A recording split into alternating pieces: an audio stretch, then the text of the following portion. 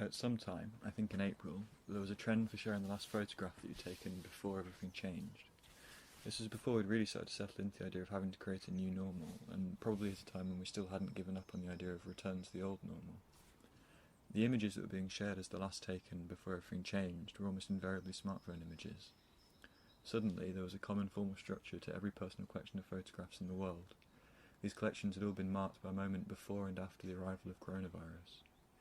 On one side of the divide, there were group selfies and holiday destinations and restaurant meals, whilst on the other side there were interiors, screenshots of video calls, and not much else.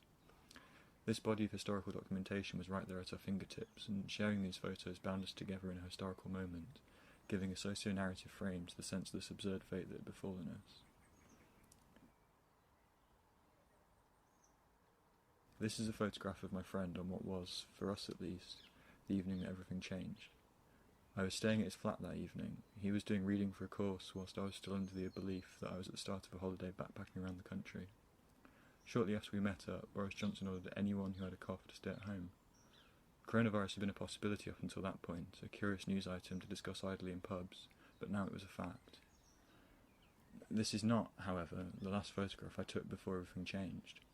I took this picture after Johnson gave his instruction, as a way of marking that moment. There's nothing in this photo to really suggest what was going on, that we were frantically trying to work out what the instruction meant, how long the situation would go on for. Although he looked calm and reposed in this photo, we were pacing restlessly around the room. I took this photo sitting on the ladder up to his bed. A few moments before I'd been spinning around nervously on the office chair, and shortly afterwards I'd be sitting on the window ledge, which is blurred out by overexposure here. To go any further, I feel like I should mention Roland Barthes now, though I know my friends will roll their eyes at my cliché. In his Camera Obscura, and you'll have to forgive my gloss, I don't have a copy with me, he distinguishes the studium of the photograph from the punctum.